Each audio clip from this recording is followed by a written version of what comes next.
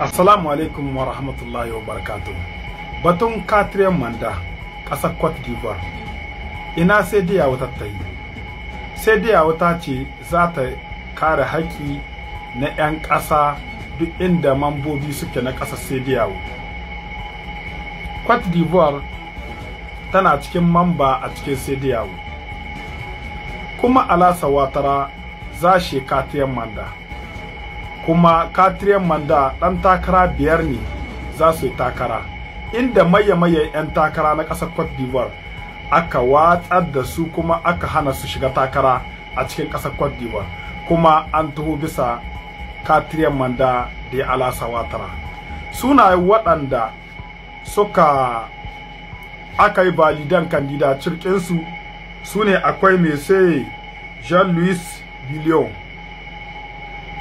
akwai Madame Harriet Lagu, akwai Madame Ehibet Simone Efus de Babo, tsohon matan Laurent Gbagbo. Sannan akwai Mese Ahua Don Melo, akwai Mese Alassane Ouattara, President Sortant. Wannan su ne 'yan kandida na ƙasar Cote d'Ivoire wanda za su yi cikin Oktobar wata mai hita zaben da za a yi a cikin ƙasar Cote d'Ivoire. Waɗanda aka hana ma takara, daga ciki akwai mayyan jigajigai waɗanda tsohon shugaban ƙasa Laurent Gbagbo an hana kandida kishi. Akwai kuma Tijani Cham wanda yake ruwa biyu ne, Faransai ne kuma Senegali, an hana takarar shi. Sannan kuma akwai Afin Ningesan, tsohon Premier Minister na Laurent Gbagbo. Sannan akwai Mese JBG shi ma an hana takarar shi. Sannan akwai Mese Tobi Erie. Sannan akwai Mese Asale Chamoko. Waɗanga su ne aka hana takararsu cikin mutane da dama, amma waɗannan su ne jigajigai.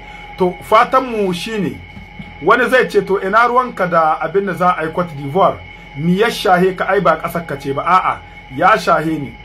Cote d'Ivoire akwai hiye da mutum miliyan 3 'yan Nijar.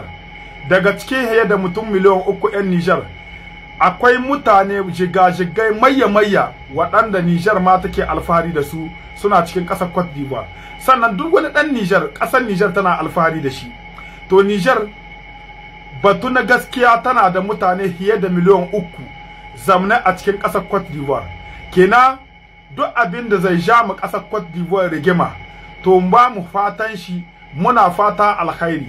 Allah ya sa wannan zaɓe da za a yi, Allah ya sa a yi shi cikin zaman lafiya ba da cikin tsagwama ba. Kuma Allah ya kare mutanenmu da a can Cote d'Ivoire, Allah ya kare su, ya kare dukiyoyinsu, ya kare su gida da waje. Na 'yan uwanmu da a can 'yan Nijar, Allah ya tsare dukiyoyinsu, Allah ya tsare su, Allah ya ba su zaman lafiya. Allah ya sa wannan zaɓe da za a yi cikin ƙasar Cote d'Ivoire, Allah ya tsare muna mutanenmu 'yan Nijar, kai da duka étranger da duka kai har 'yan Cote d'Ivoire wanda annan, Allah ya sa a yi wannan zaɓe lafiya, a ƙare shi lafiya. Muna fata alkhairi ga ƙasar Cote d'Ivoire, saboda akwai mutane 'yan Nijar fiye da mutum miliyan 3 wanda suke zaune cikin ƙasar Cote d'Ivoire, waɗanda gwamnati ta san da su waje fiye da mutum miliyan 3 waɗanda a can Cote d'Ivoire. Kenan ba ƙananan mutane ne a Cote d'Ivoire ba. Duk inda 'yan Nijar suke, muna yi musu fata na alkhairi. Allah ya sa wannan zaɓe da za a yi Cote d'Ivoire, Allah ya sa a yi shi lafiya, a ƙare shi lafiya. Allah ya sa kamar yanda an ka yi sitar waɗanda za su takara, to Allah ya sa su waɗanda kuma ba aka yi watsi da takararsu, Allah ya sa su yi hankuri, su kire mu ƙasar su fata na alheri, domin ƙasa ce. Sai dai nan kuma muke ce ma 'yan uwa su san da cewa sai da yawo ba ta aiki. Sannan kuma duk wanda ƙasashen turai suka so, to shine ake so, ba wai wanda 'yan ƙasa suke so ba. 'Yan uwa, ina muna fata alkhairi. Allah ya ba mu zaman lafiya, ya tsare ƙasashen mu na Afirka baki ɗaya. Allah ya ba mu zaman lafiya. Assalamu alaikum wa rahmatullahi wa barakatuh. Masha Allah, Nijeriyan mu dage da yi makasan mu addu'a da fata alkhairi da kuma nuna goyon baya ga shugabanninmu 100%. Yanzu ma an ƙara samun wata gagarumar nasara inda Nijar take nan tana shirin kafa wani kwamfayi na haraka sifiri da jiragen sama. To wannan dai abu ne wanda duk ƙasar duniya wadda ta ci gaba wannan shi ma tana bin gaba da shi, inda za a iya tada jirgin sama daga cikin Nijar yana iya zuwa koma wace ƙasa da sunan balaguro ko abin gashi. Kun ga wannan shi ma ba ƙaramin nasara ce ba. To abin da ya gaskiya ai haɗin gwiwa ne tsakanin Nijar da ita da Maroc, amma ga da labari ya saka kamar kaso na abin gan Nijar ya fi yawa daga ciki. Na Nijar an ce ita adda kaso 80 cikin 100, sari kuma duka na Maroc ne. A inda Nijar ta nemi da masu hannu da shuni waɗanda dai ake yanzan ana hada abin gashin gara su saboda ana sa a ci gabar su. Nijar ta take da kowa da kowa na cewa kowane ya zaka ya sa hannun jari ne ciki. Ubangiji Allah ƙara ba kasan mu zaman lahiya kuma ya ƙara kawo mana ci gaba. Da Allah mu sa kasan mu gaba. Nijar ice ne inda ta gyaru mu ne ko mu za mu ji daɗi, in kuma ta ɓaci muni a ciki. Kada wata adawa ko wani sabanin ra'ayi ya sa mutum ka hito kana makasar ka wani mummuna addu'a ko wani abin gashi. Allah sauki, Allah samu da ci. Shinkafa ce an kai ba ta yi kasan mu wani wuri an ka ce musu ta ba kawai kasar suke yi.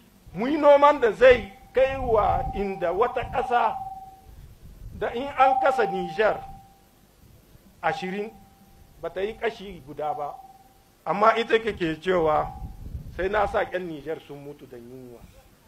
Ku ji adalci. Musan da wannan ƙasa mu babban ƙasa ce, ko ina kana iya noman shinkafa, kana iya noman hatsi, kana iya noman dawa, kana iya noman masara, kana iya noman sarwan noman da za a amfani da su cikin an saida. Musan da wannan mu samo incin kanmu wajen abinci da za mu ci, da sai mun kai wani lokaci insha Allah mu kai shi ƙasar waje. Wadda aka ɗauko shinkafa da ƙasar waje ana shigo muna da ita, insha Allah sai mun kai lokacin da mu ma ba dogon lokaci ba ne da rai da Allah sai mun hidda shinkafa mun kai ma wasu. Da shinkafa sai ranar sallah ma sai gidan wane da wane. Yanzu shinkafa ina ne ba a ganinta, ko ina ta zama ruwan dare gama duniya. To mu ci gaba da wannan ƙoƙari, shinkafa ta zamanto da ita da hatsi sai sun koma ko riga, wanda ya yi unhaninmu shi za mu ba ƙarfi. Allah ya taimake mu samu damana mai albarka. Une parole présidentielle qui rappelle ce qu'il convient d'appeler une feuille de route nationale pour la société du Niger. Depuis des ans, la société du Niger, sous l'impulsion du président de la République, chef de l'État, le général Abdraman Chani, qui met la souveraineté alimentaire au cœur de sa gouvernance, connaît une véritable transformation. Infrastructures modernisées, performances industrielles accrues, politique de proximité renforcée avec les producteurs et à la clé une montée en puissance du riz local dans nos assiettes. C'est donc une souveraineté alimentaire qui s'appuie d'abord sur nos propres unités de production et de transformation de nos produits locaux. La RINI en est la parfaite illustration. Ainsi, depuis des ans, une dynamique nouvelle souffre sur toute la chaîne de production risicole nationale. Dans un contexte de refondation de l'État, le riz local n'est plus un simple produit agricole. Il devient le symbole de souveraineté, d'identité et de résilience. À Niamey, à Kolo ou encore à Tillabéri, les usines de la Société du riz du Niger tournent en plein régime. Plus de 14 700 tonnes de riz paddy transformées en 2 ans, soit presque autant que ce qui a été réalisé sur les 5 dernières années. Une cadence inédite, fruit de la synergie entre volonté politique, expertise technique et mobilisation des producteurs. Parmi ces usines, celle de Toula, joyau industriel de la RINI, affiche une capacité de transformation de 15 000 tonnes par an, moderne, équipée et bientôt autonome en énergie. Elle symbolise l'ambition industrielle de la nouvelle direction. La principale activité de notre usine, c'est la collecte d'abord, la transformation, puis la commercialisation de nos produits en divers gammes. Pour ce qui est du niveau d'activité sur ces 2 ans des nouvelles autorités, par rapport aux années antérieures, nous ne pouvons que nous réjouir, puisque ce fut un nouveau départ pour les RINI. Le volume du riz paddy collecté n'a cessé de croître à ce jour, ce qui nous a amené à travailler sans relâche 12 mois sur 12, une première vraiment au riz du Niger. En 5 années, nous avons pu transformer 15 841. Et à ces 2 ans-là, nous avons pu transformer 14 799, une différence de 1000 tonnes.